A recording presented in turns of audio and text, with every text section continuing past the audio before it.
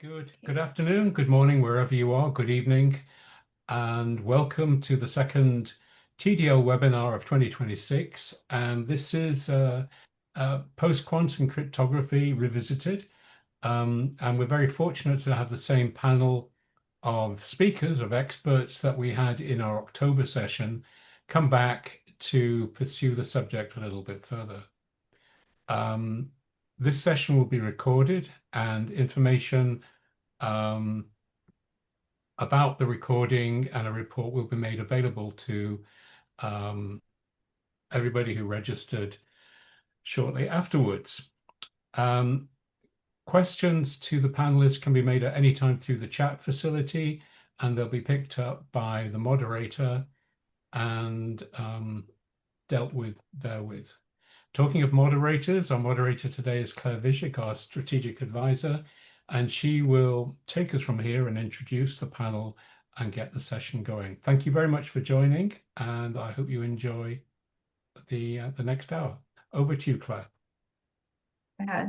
Thank you very much, David, and thank you for TDL for hosting us. This is a repeat by popular demand of our October panel, where we discussed various issues associated with PQC, standardization research, issues of transition, history of the topic, and things of this nature. Today, we are going to focus on the state of the art today, what is happening in standardization, various areas of it, what are the issues associated with deployment, what are practical approaches that have become recognized, what are the challenges of hybrid environments, and a lot of other topics, including, if it comes handy, geopolitical issues associated with this field. We are very fortunate to have the group of speakers that provided an extremely interesting panel in October. I am happy to introduce Brian LaMacchia, who is president of the FARCASTER consulting group, Tanja Lange, who is the chair of Coding Theory and Cryptology, Department of Mathematics and Computer Science at Eindhoven.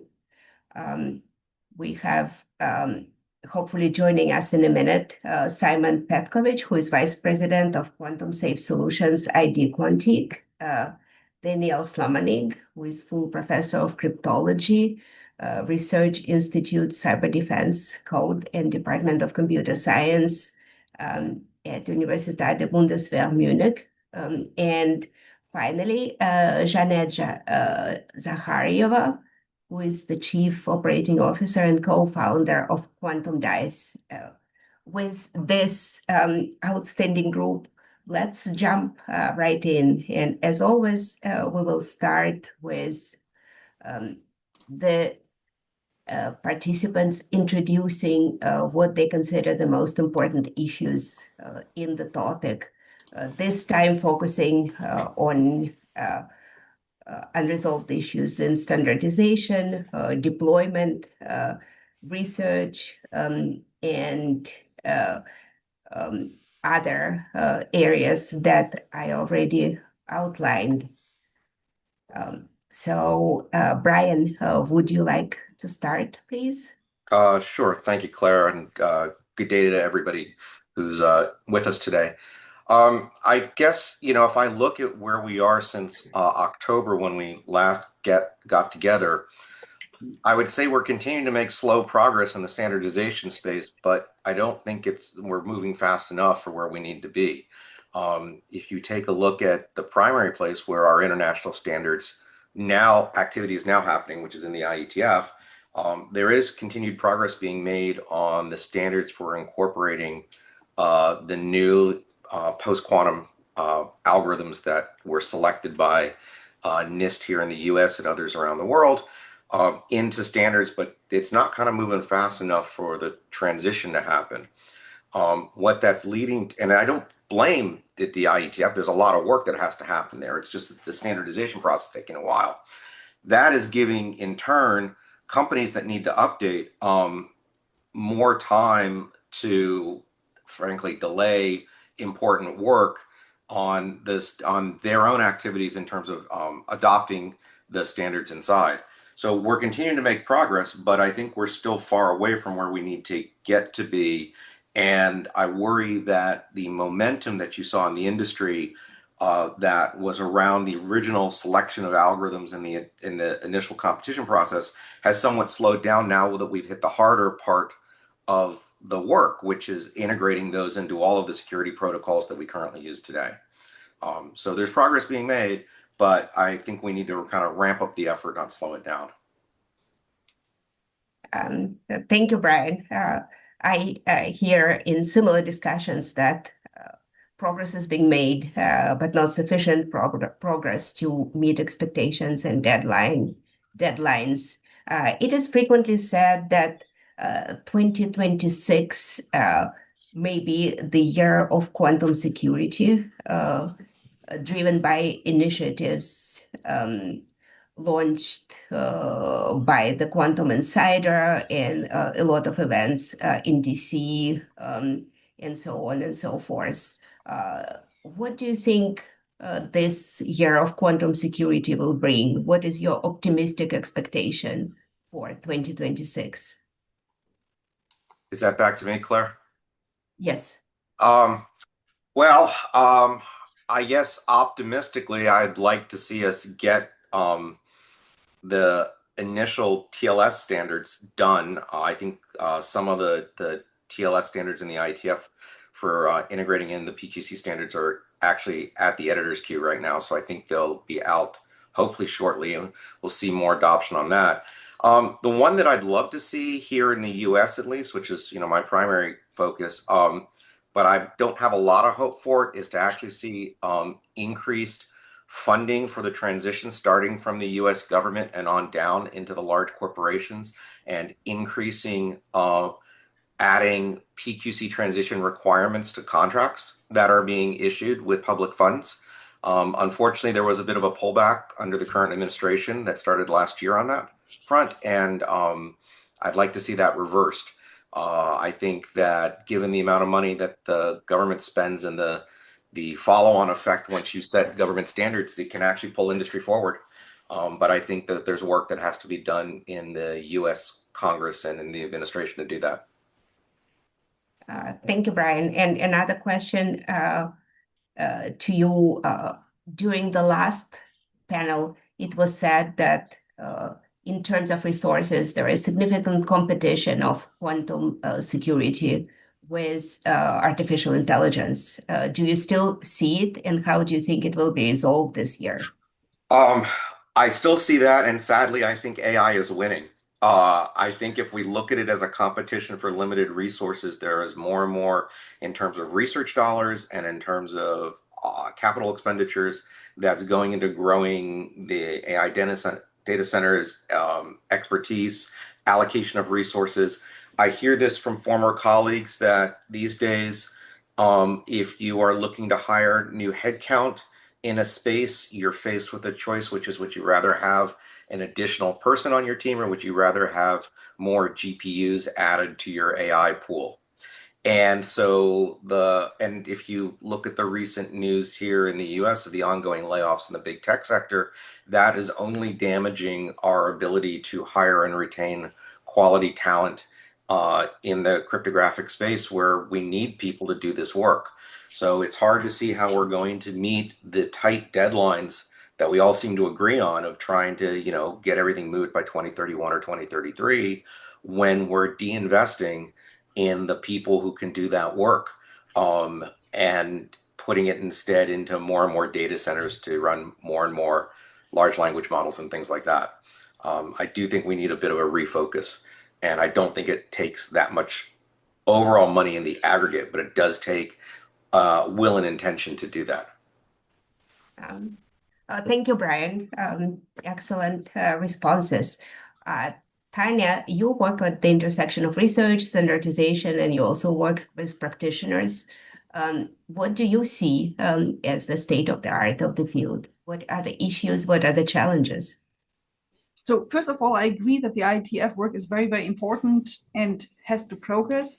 But of course, with my perspective, I'm also seeing people who go way beyond network protocols, who need post-quantum in security at rest, or who are in a situation where ITF is not the label that they can go with. For instance, I'm also helping with the space agency, and for them it's typically ISO standards. Maybe NIST standards, FIP standards, but they're not actually so fond of the ITF standards. They look at them for inspiration, but it's not the thing that they actually enjoy. And so I'm seeing ISO standardization as a very important thing for that group of people. So anything which needs a stamp of approval, needs certification, they're more likely to look for ISO. And they're the first post-quantum standard. I mean, they have already state full hash-based signatures. That's already came out as a follow-up to the ITF work. But otherwise, the first the first ISO standard is still in the making. We're currently in the FDIS stage, so that means it's the final state before publication, but there's still one more country vote. And if all goes well, we'll be seeing Kyber, Frodo, and Class MVDs standardized by, say, May. And I think that will be another big event. Again, I wish it would have been faster. I'm partially to blame as being an editor, not that I feel like I actually late it personally, but I'm sort of, I can't say those people are slow because, yeah, I'm one of those people. But ISO is also speeding up, so there's also work on intro standardization. There's work on the signature-based, so on signatures like hash-based signatures, now stateless.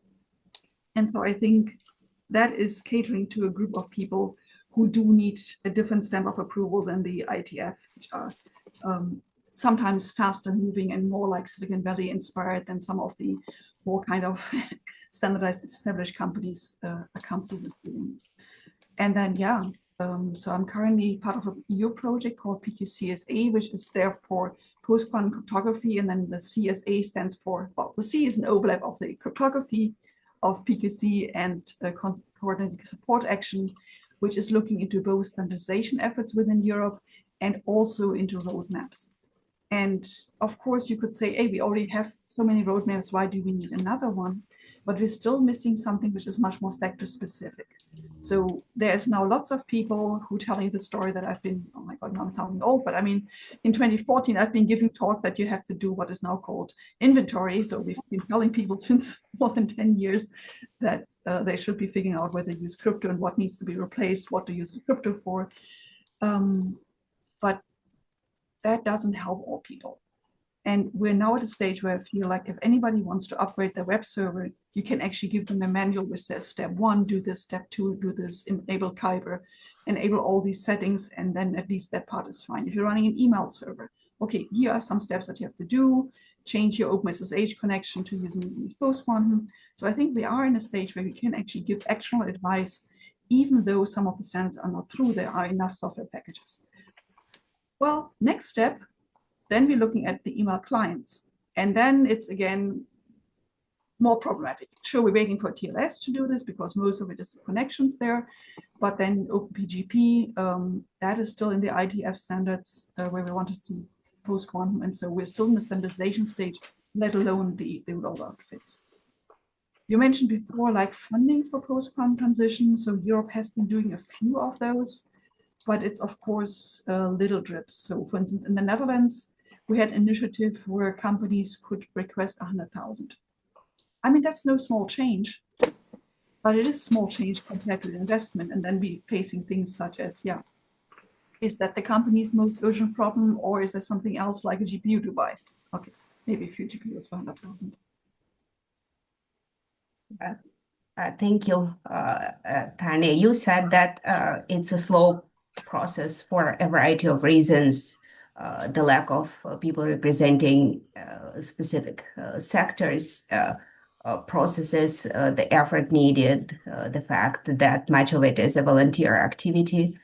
Do you think the standardization process itself, if you talk about international standardization, for instance, most time goes towards consensus, not towards writing the specification. Do you think it can be improved to at least support the most important issues at a greater speed, or do you think the process does not warrant it?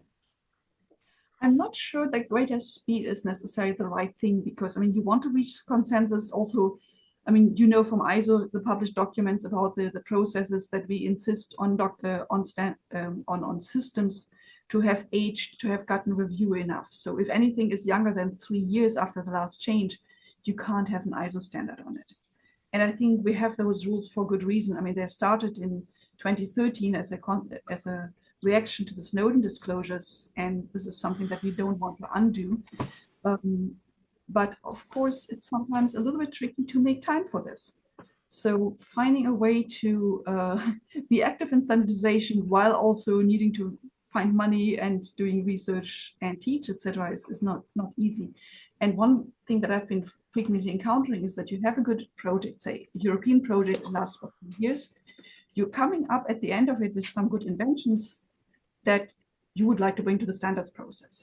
For a project that I was coordinating, the Crypto project, we contributed heavily to the NIST post-quantum competition. So several of the submissions were influenced or submitted by members of Crypto. But then pushing through, continuing on this, attending the meetings, and then, okay, getting to NIST approval. Then after NIST approval, getting into ISO, yeah, but that's 6 years after funding, we have no money left on that.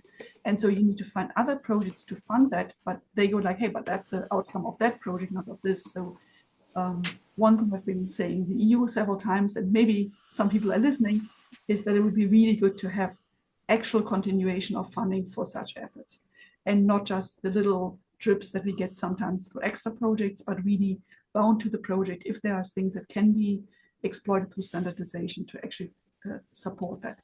Because, I mean, in the end, it's, say, 3K per year for the membership in the standardization body, for one, so if you need multiple, and then a bunch of trips and some salary. So some money would be useful, but we're staying with like 10K is too little, 100K is probably okay. Thank you. Thank you, Tanja. So you think it's more the lack of predictable funding than the process itself that slows down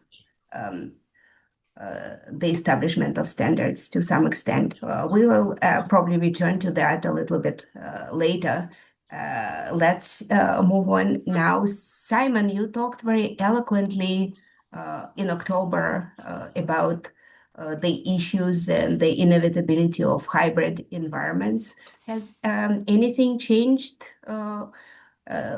since October? What are the most important issues that you as a practitioner sees? Yeah, thank you, Tanja, and hi everybody. I'm really privileged to be part of this very esteemed group of evangelists and leaders in post-quantum space. So things are exceptionally dynamic in the space, as everybody knows. There's a bunch of new advisories and procurement policy documents issued. We see a lot of large vendors coming up with more committed roadmaps, to put it that way, to updating their software with post-quantum standards over the next year, 2 years, 3 years. It varies from vendor to vendor. It's probably going to be done over a long period of time. There's also, I think, relatively silently an silent effort to come up with new versions of their hardware products in case of hardware vendors in the networking space, for instance, that will be post-quantum from the ground up, including the root of trust, which is still a bit of a taboo topic in the industry. We see a lot of that.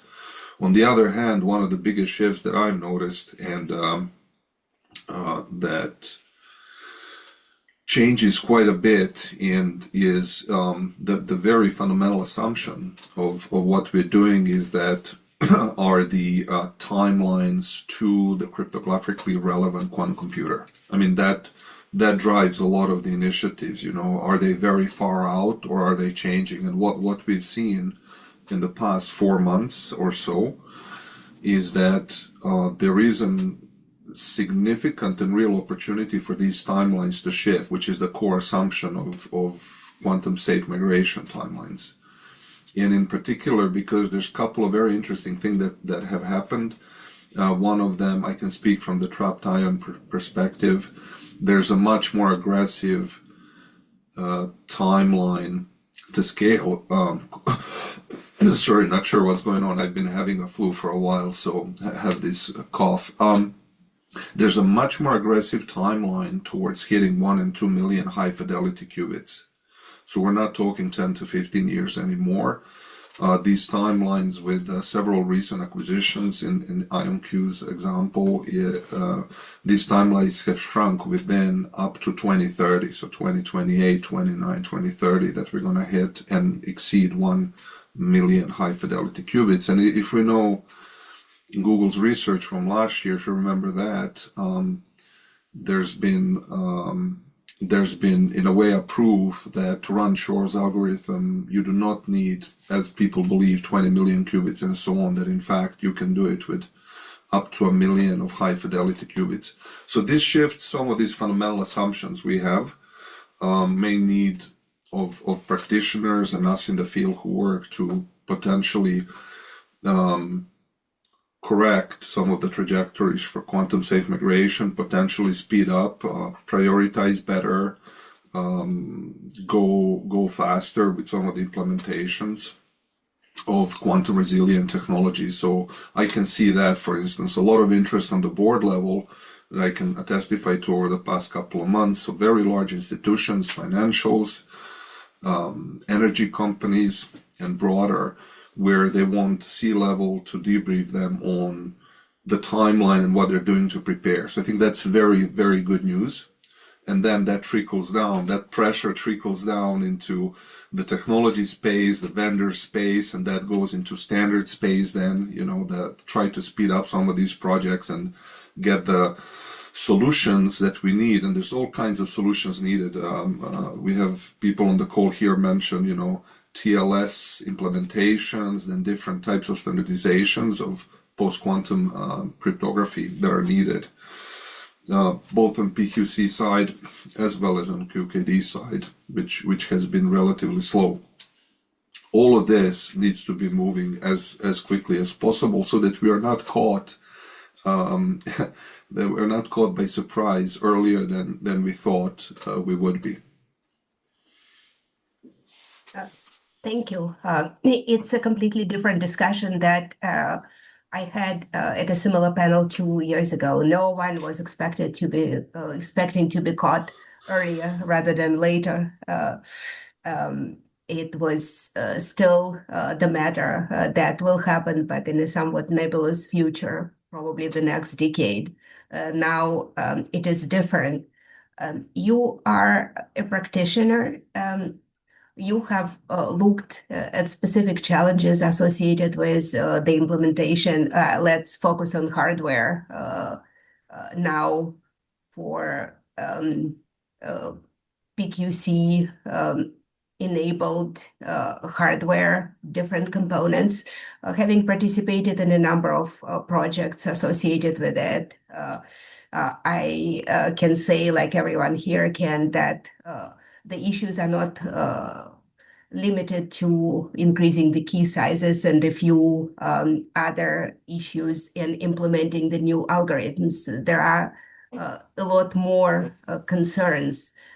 How do you think those concerns will be addressed? Do you think a new generation of hardware components that are PQC enabled will emerge, or it will be the same revised components in the next several years?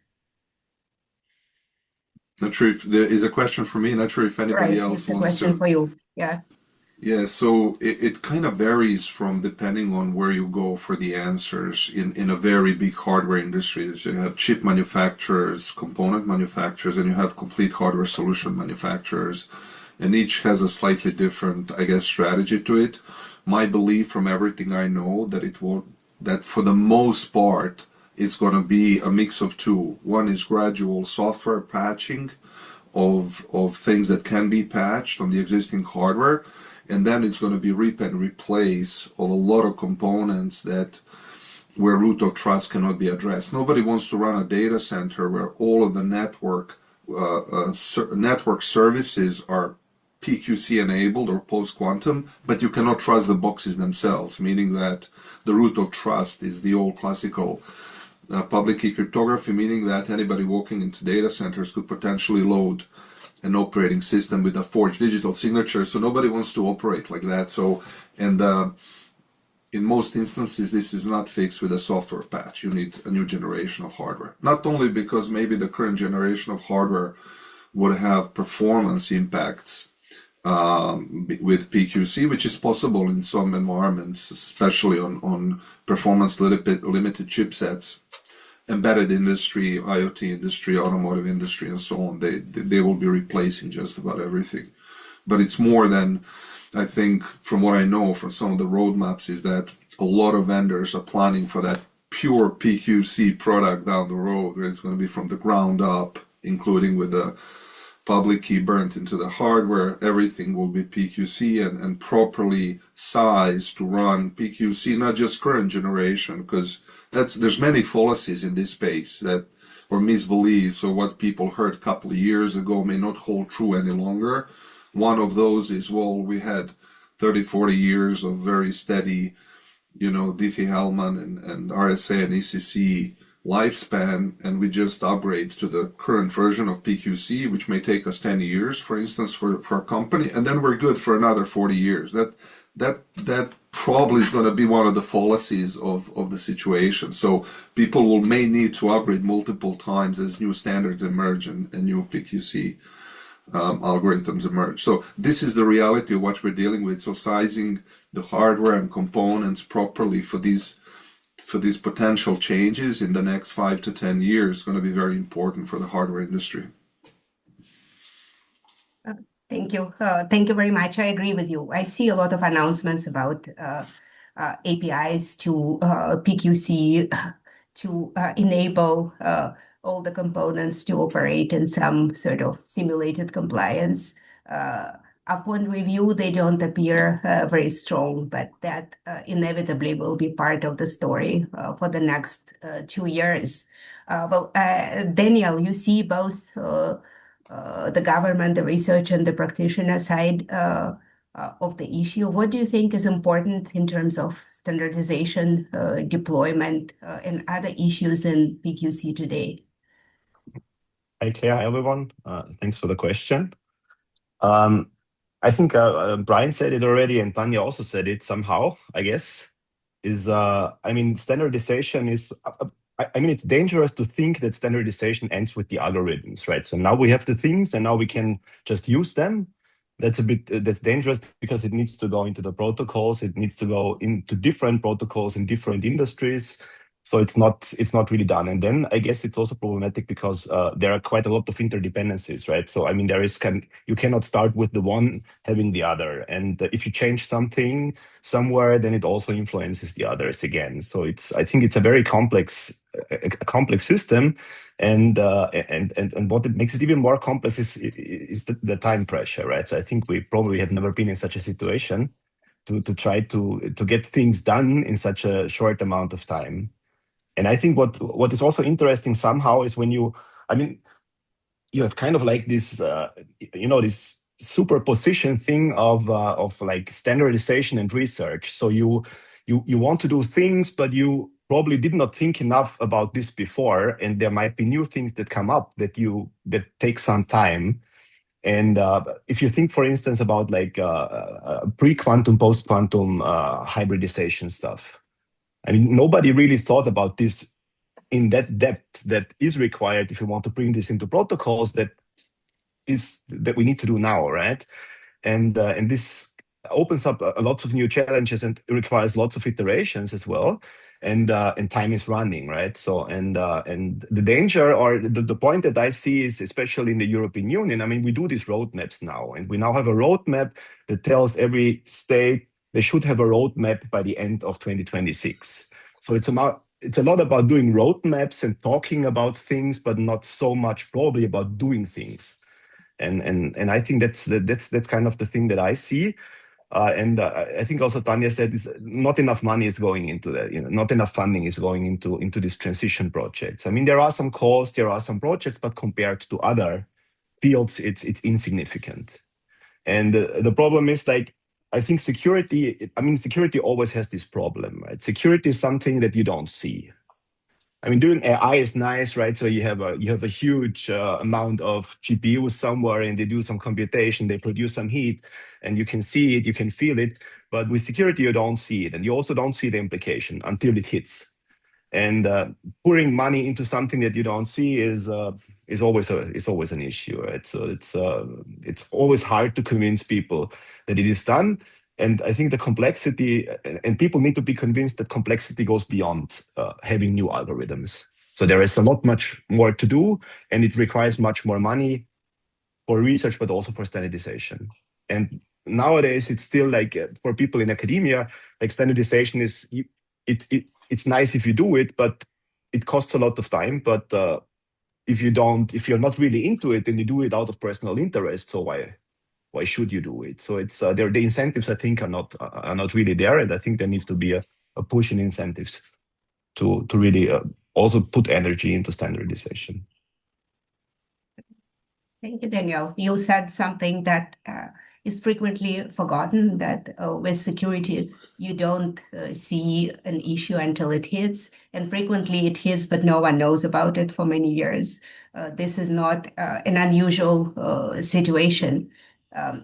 As Simon pointed out correctly, we have made unexpectedly swift progress in terms of potential quantum hardware.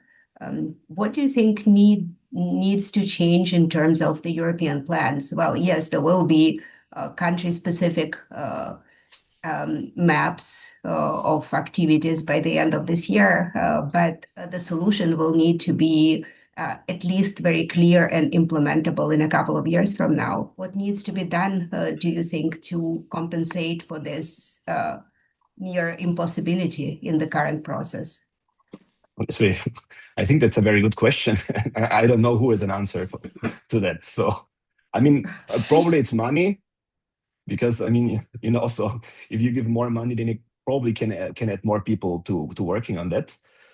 But it's really not clear to me how you could really solve that. But probably Tanja has an idea on how to do that. Yeah, and if we could find an answer, we would be extremely valuable for everyone. But it's a huge problem involving, well, practically the whole old and new computing infrastructure. It's very difficult to figure out how to do that, but we'll still, continue to discuss it further during this panel. Jeanette, you were among the people who actually started a new company working on one of the elements of the quantum infrastructure. What do you think about the position as you are with your new company, new product? Yeah. Thank you very much, Claire, for the great question. Hello, everyone. It's such a pleasure being with you today. I think at this stage, as we all agree, the discussion around post-quantum cryptography has shifted from theory to practice. The most important questions and topics are no longer just around research and just picking, the right algorithms, but how to implement PQC at scale and how to do it in hybrid environments as well, because we know not all systems will be able to be upgraded or replaced all at the same time, and how to manage this transition across complex systems and networks.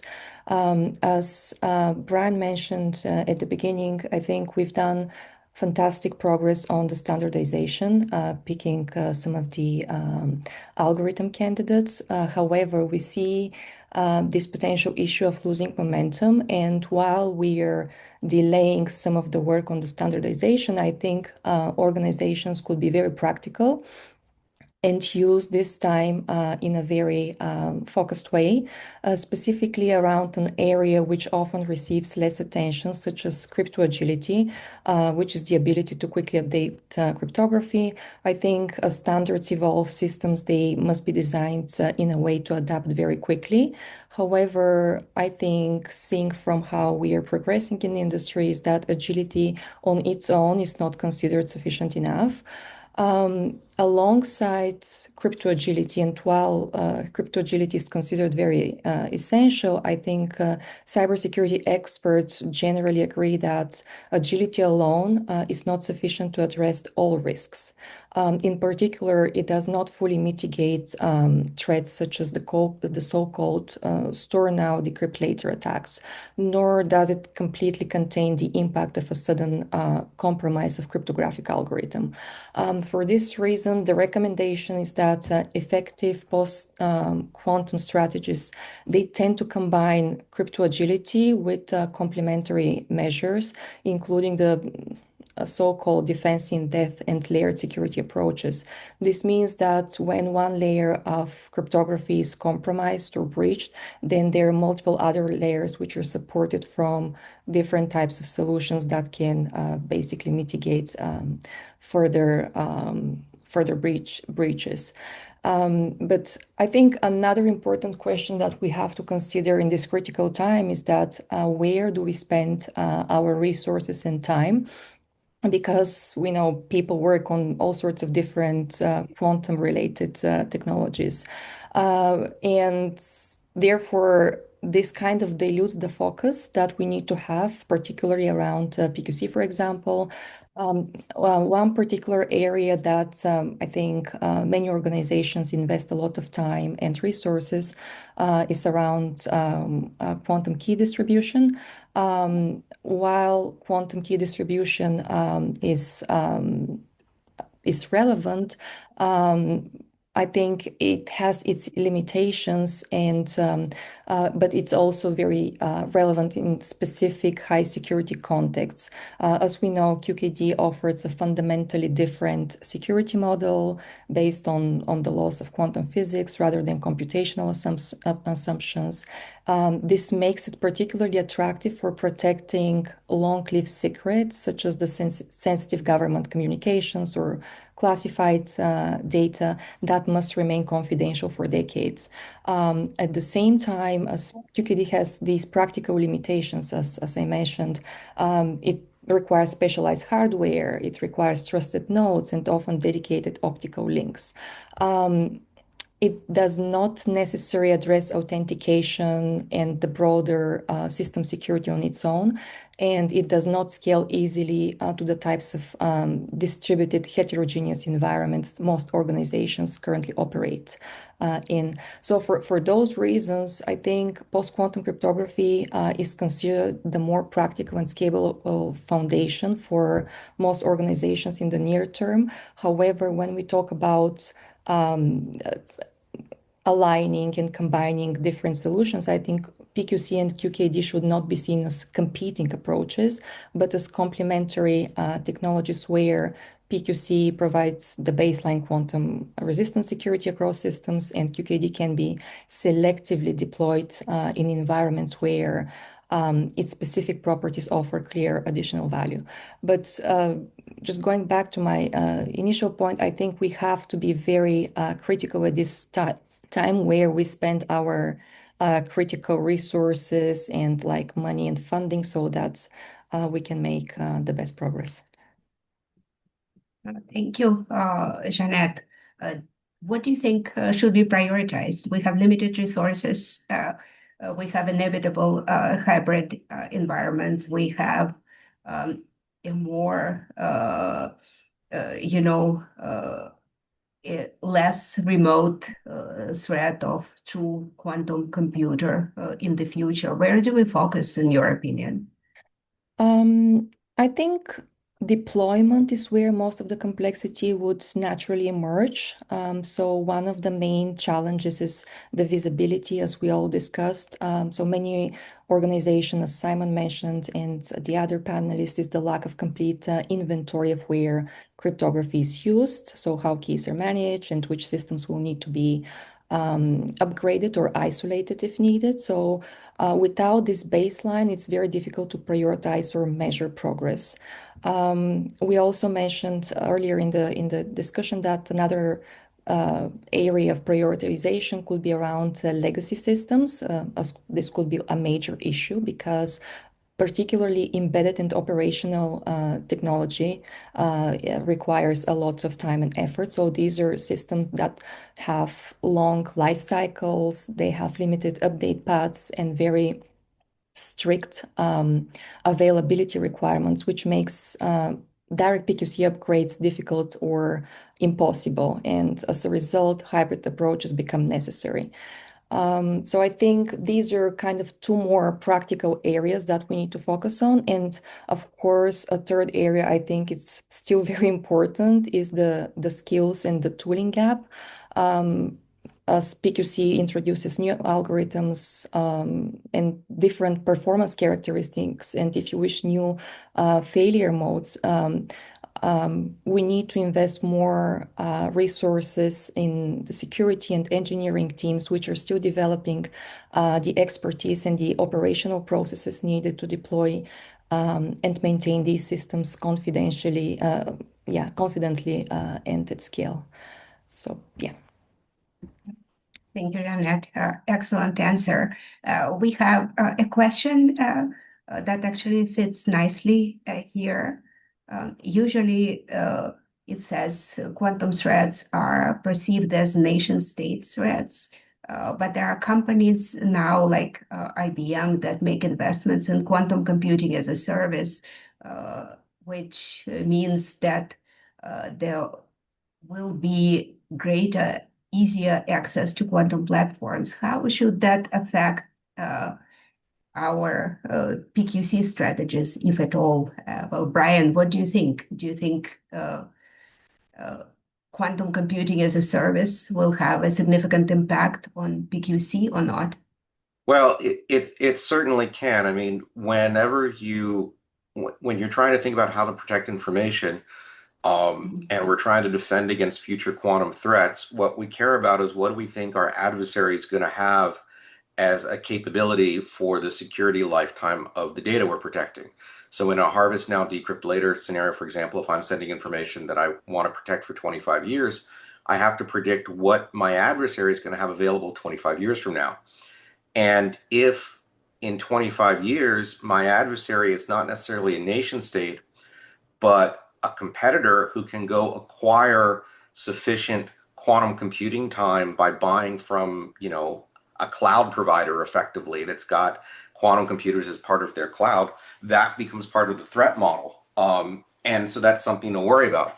Now, I will tell you that in the past, I have heard of regulators who have tried to think about how they could regulate quantum computing as a service to try to prohibit this.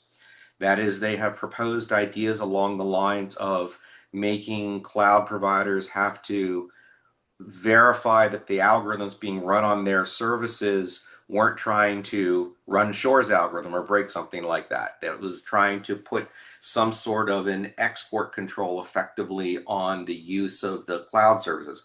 I don't actually think that's a likely to be successful approach. I just think that you have to build this in, and that your pool of adversaries will expand beyond nation states who could early and quickly acquire, we assume they'll be the first ones to acquire sufficient cryptographically relevant quantum computers to eventually that the services will be something. But in another aspect, it's no different than today, right? If I wanted to buy enough classical compute power from a hyperscaler to go break something that was out there, if that was economically feasible, I could go do that if I was willing to spend the money on it, right? That doesn't kind of change things. I think it's a very good question, because what it really points to is the fact that as quantum computing capabilities become more broadly available to the masses, it expands your potential set of threat actors. But I think you just have to take that into account when you're thinking about how to protect your information. So I give points to the participant for asking the question. I think it is important.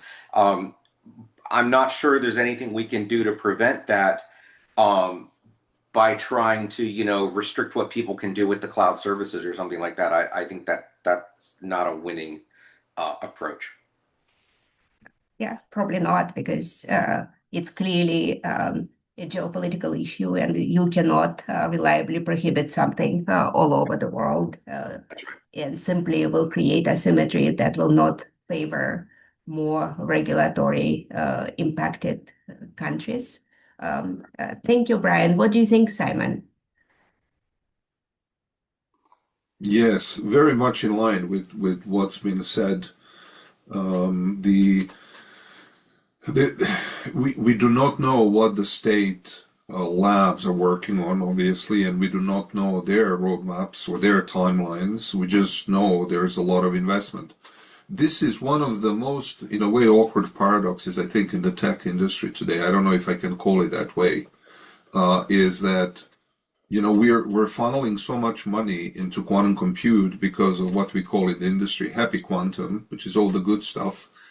And that money, you know, is accelerating roadmaps, as I said, or multiple vendors in multiple technologies, getting us quicker to all these great breakthroughs in chemistry, biology, and advanced materials, you name it. At the same time, this is getting us much quicker to the cryptographically relevant quantum computer, which in a way is forcing us to spend a lot of money very fast to protect ourselves. And another interesting paradoxical thing about the quantum threat is that it's very asymmetrical. You see, to tap data to eavesdrop is relatively inexpensive or almost completely free if you think about it. If you look at, you know, you can buy a petabyte of storage at online storage for, I don't know, $20,000 a month. You can tap a lot of data with that, depending on what data you want and where you want. Then you have the tooling, very sophisticated tooling now that uses machine learning to identify the traffic and sift through that traffic to find the traffic you're interested in and so on. So it's not as complicated as people thought it was, or the way it used to be 15, 20 years ago. It was super complicated to do that. It's relatively inexpensive now. But so to tap a company, you know, help yourself for $20,000 a month, tap petabytes of data.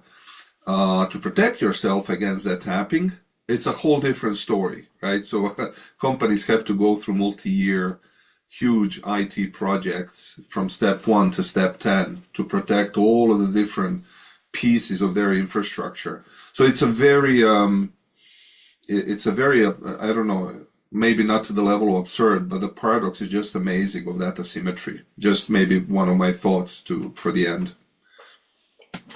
Right. Asymmetry has been part of the picture always, right? The defenders have a harder time to protect than the attackers to attack. But with the current environment, the upcoming quantum computing, perhaps as a service, it has become very heavily asymmetric, something that probably not enough attention is paid to. We have panelists here from different countries, and maybe this is time to say a few words about country-specific initiatives associated with PQC deployment. Tanja, maybe we should start with the Netherlands. You said a few words about it earlier. Yeah, so when you started saying country-specific initiatives, I was actually thinking you're going to ask about like funding for quantum computing, because that's an easier question to answer. So I'll just twist your question a little bit and answer that one first. So the Netherlands is one of the countries in Europe that is investing heavily in building quantum computers. So we have the Quantum Delta NL. So we have built like a consortium of universities and companies to advance all things quantum. Within that, post-quantum does have a little contribution. It's not one of the main areas. So the main areas are, well, building a quantum computer are quantum sensing and QKD, where QKD is not just the part that I feel like is a waste of resources, which is like the testing base, so that where you need the trusted repeaters, but it's also doing like the more advanced protocols and building infrastructure that could help there. So it's really on the research level, but it also has funding for companies and all kinds of things around it. Then within the Netherlands, regarding funding for post-quantum transition, that is a little bit more of an issue because, as I mentioned, the 100,000 was put out there, so that is really peanuts. There were some calls from this quantum delta NL, which includes post-quantum, but it's like general quantum calls, so you have a lot of very different subjects. Europe is some calls, so I've seen the work program for 26 and 27. And also have seen, I mean, last year there was also some post-quantum calls. So right now, post-quantum is getting some calls, but then when you search for QKD, it's also getting some calls. And I understand that we shouldn't see them as competing, but in the end, we're competing for the same resources, both at the end of the consumer, like the company that has to make a decision what to buy. They can build a fantastic post-quantum system for a fraction of the QKD system. So that's a question of funding, but also at the EU level, the amounts that we're seeing for QKD are just vastly higher than what we're getting for post-quantum. Of course, physics needs more money in some sense, but it's not measured by how useful this is, how much it adds protection, how necessary it is for the next steps. But it seems just like, okay, they get an extra zero on the funding. So I've now answered some of your question by expanding it to a lot more. So I'll shut up now. Thank you. Thank you, Tanja. It looks like it's difficult, but overall favorable with a lot of interest. If not resources that are compatible with the level of expressed interest. There is a lot of competition as always. Daniel, what about Germany? I think the picture is probably very similar in many of the European countries. There is quite some investment into quantum research. So, for instance, the Munich Quantum Valley is probably known. So there's a lot of stuff happening, but also there, I think the post-quantum crypto, I mean, it's not a big part of it, and also QKD is much bigger in funding than BQC transition. So I think dedicated stuff for BQ transition mostly happens on a European level, like Horizon Europe, but also there the calls are pretty small compared to other calls. And it's also not so clear to me if there is really a clear strategy of what to do. So it feels a bit that it is like, also like the standard funding strategy of the EU. It's like, so we do some call and then some project wins, but but there is no real strategy what should be done and where should we put an emphasis on. And just like who got the best evaluation just wins the project, and it could be something which is not super relevant compared to other stuff. So I think there is a bit of coordination missing. So you could invest the money, even if it's smaller compared to QKD, which, by the way, it should not be. But you could invest it in a more strategic way, I think. Thank you. So you think at the European level, there is a significant interest, but not as significant funding. And in countries, it is more complicated. And certainly there should be an increase in both the interest and funding to ensure sufficient progress. Tanja, you have a comment? Yeah, I just felt compelled to raise my hand because you mentioned like there's competition, there's always competition. But if I look at like 10 years ago, the number or the acceptance rates compared then and now, there's so much more industry interest, there's so much more demand for funding in this area, and the funding available hasn't increased. And I mean, in the end, it has decreased. I recently was looking at a proposal from 2018 and was trying to do something in the same direction. And we had to cut out 1 million just because the calls are smaller now than 6 years ago. And all the wages have gone up. So it's not a good situation. While everybody understands it's more urgent. I mean, the roadmaps were already mentioned, the urgency is mentioned, and still the funding isn't there. I understand the motivation, but it's a drip on stone. Yeah, that's what I heard from many people. We have 2 people located currently in the UK. Simon, what do you see in the United Kingdom? And you could talk about other countries as well, since you are international. Yes. United Kingdom's probably very similar to most of the European countries, or there's a lot of similarities in how they go around policy, how they go around public funding. Sorry, public funding of some of these projects, and they're also trying to work on the quantum physics or quantum networks a little bit more behind EuroQCI project that we've seen in Europe that could span a couple of very large networks, and we've built some that are bigger than 1,700 kilometers in some countries. And I'm really looking forward to the phase 2 of that, by the way, which is the cross-country connectivity. So it's a one large network. But you see differences there where some of the Europeans and even UK, they're focused on the current technologies. And in the US, you have had funding for, in particular, quantum physics, quantum networks, for the sort of a next gen or sort of a futuristic lower TRL technology such as entangled QKD. So everybody's thinking of that. So the perception is very different on this. In the same time, if you look at the adoption of these technologies in the enterprise, it's almost reverse, where you have, US government funding entangled QKD, European government funding prepare and measure current generation of telecom-ready QKD. You have American enterprise multinationals and large financials adopting the current QKD that's prepare and measure that's built in Europe. They're deploying it because they want defense in depth, and they don't want to run very large companies. These are trillion-dollar companies on a single set of mathematical assumptions. They don't do stuff like that, so they like to hedge their risk.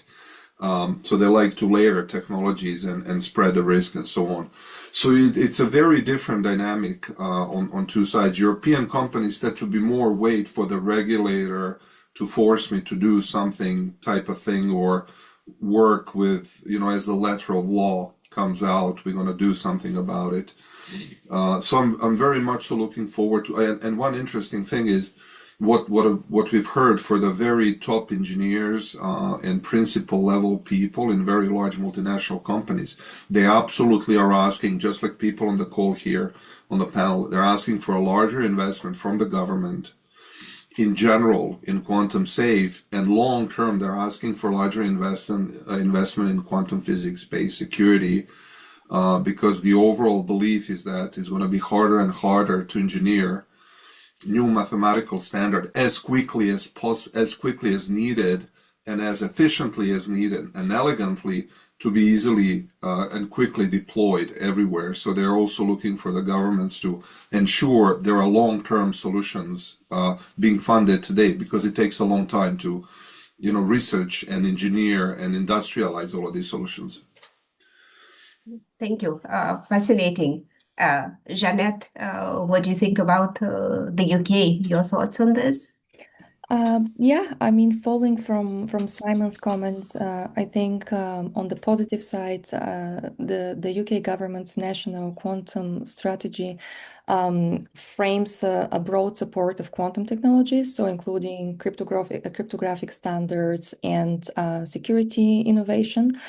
So it usually aims to boost the research and the standard engagement in the commercialization of quantum technology. So here in the UK, I see that we are really trying to demonstrate the practical advantages of quantum technologies, because this is what's actually going to make a real difference on the standardization as well. So we can push standardization bodies to do something and to speed up the process if you really show the benefits of a technology. And on the regulatory and the transition plan, the Department of Science, Innovation and Technology, they also published perspectives and analytics on the UK's plan for transitioning to PQC, which is also very, very, very promising. But more specifically, the UK's National Cybersecurity Centre, which is the authority within the GCHQ, they published official PQC migration guidance, which is very specific, that sets out a three-phase timeline for organizations to transition to quantum resistant cryptography, which is the first phase, which is up to 2028, is to identify the systems which require updates and upgrades, and as well as to develop the migration plans, following by phase 2, which is between 28 and 31. And this is where we need to execute high priority upgrades. This is the time for testing, which is a really important phase, while the standards are still evolving. And based on their recommendations and plans, I think in phase 3, which is up to 2023, we need to have the full migration of systems and services to PQC, like set in stone. So let's just hope that we'll be able to meet the points of like this strategic plan, and of course it will require a lot of efforts and support from the entire ecosystem, but we have the guidance and the strategic roadmap ahead of us. Yeah, having the guidance and a good strategy is at least half the solution. So it's great to hear this. And finally, Brian, what's happening in the US? What are your views on the US strategy? Well, like many other things here at the moment, it's a bit confusing. I'll just say that. So, you know, in the United States, the primary government funding had come out of the National Quantum Initiative, which is now in its second 5-year period. When it was renewed under the prior administration, for the first time, the focus wasn't just on quantum hardware and the quantum physics, but it also included explicitly some funding for post-quantum cryptography and the identification of the cryptography and the mathematics as being part of the entire National Quantum Initiative. And then at the end of the last administration, there was an executive order passed that established a number of steps in the administration to leverage the power of the federal government as it transitions itself to further and assist in the transition for private industry. This was including things like CISA, the Cybersecurity Infrastructure Security Administration, maintaining a list of product categories that have basically are PQ ready, and that have reached a certain level of maturity that you can go buy products. And there was another part of that executive order that mandated that the U.S. government would then have to transition all of their requisitions to requiring PQC within like 90 days of CISA saying a product category was on. Sadly, that executive order got undone by the current administration. It was partially canceled in the middle of last year. So while we're going to still get the information out of CISA, there's no longer a mandate that other government agencies in the U.S., at least as of today, that could change with another executive order, to actually adopt those technologies and to start to require it. One of the pieces of advice I have given everybody over the past several years is that stop digging your pre-quantum hole, right? You need to, every time you're putting out a request for proposals, or you're trying to acquire new systems and buying things, ask the vendors what's their PQC plan, what's their transition plan, and make sure you're not buying something that isn't going to be easily updatable by the vendor. And so this had been a move by the prior administration to help in that activity. That's not happening so much here. The other problem in the US at the moment is, of course, fundamental research at the National Science Foundation generally got significantly cut. Although there is now legislation in the US Congress as part of the budget process to restore a lot of that. So we really don't know, but there has been a bunch of damage done to the basic research area of the US right now that is primarily funded by the National Science Foundation here in the US in the PQC space, because in general, science funding got cut significantly with the change in administration. So what I say to all of this is that we're in kind of an iffy period right now in terms of research funding here in the US, and it's made for a lot of instability for fundamental research, for even faculty members and their graduate students being able to continue sorts of things. I hope that stabilizes soon, and I hope that the moves that we're seeing in the US Congress right now to restore that funding comes through so that we can kind of have a stable basis, because you can't you can't have a productive research program if the funding is going to wildly change year by year by year. You kind of have to have some stability for all of us who are in academic research to be able to do long-term planning. That being said, I do see moves inside specific agencies in the US government to start signing contracts to help with PQC transition. There are announcements coming out of the Department of Defense on that front here in the US. Other agencies are certainly doing their work as part of other directives. So there is some work happening in the government writ large, but the research community has been harmed at the moment here in the US, and hopefully that will get reversed soon.